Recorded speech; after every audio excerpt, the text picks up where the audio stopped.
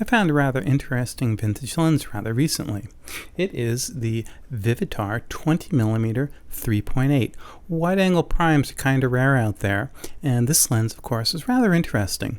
It was designed in the 1970s using, as Vivitar put in their marketing, computer-aided design, and they made a really big deal about it. So what's so cool about it? Well, first, extremely close focusing.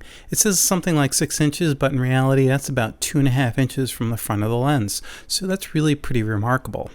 Wide open, the performance of this lens is pretty good. It has a little bit of diffusion to it, but it's still pretty clean. Stop down, of course, most of that goes away. On an APS-C size sensor, this is a somewhat wide-angle lens, maybe about the same as a 28 on a full frame. Of course, this lens does offer full frame coverage if you're shooting a full frame camera. So 20mm was actually one of my favorite focal lengths when shooting in that format. It's wide, but it's not too wide. This lens is a little bit slow at 3.8, really f4 if you want. So I found myself bumping up the ISO to about one more stop more than normal.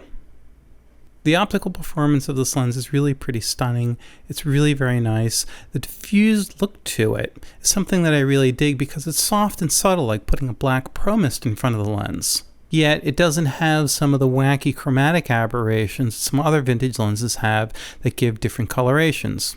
Again, this is completely and totally and utterly a matter of taste and whether it works for what you're trying to accomplish or not. This is a great wide-angle prime lens. It's a classic combination of vintage look and modern convenience with the close focusing and internal focus, the compact design, the all-metal body. Minor complaint. If I set this lens to infinity, maybe because of the lens adapter or whatever, I'm actually a little bit past infinity, which is again a little bit surprising. It's an absolutely great lens because it's a real transitional lens between classic vintage and modern, where you've got many of the great things about vintage glass, yet with the good things that modern lenses started to introduce. In 1976, when this lens came out, it sold for about $80. These days on eBay, I've seen it sell for as much as $400 or more. So if you have the opportunity to come into this lens for something rather reasonable, like $100, grab it, don't think about it, because you're really going to be very happy with the purchase.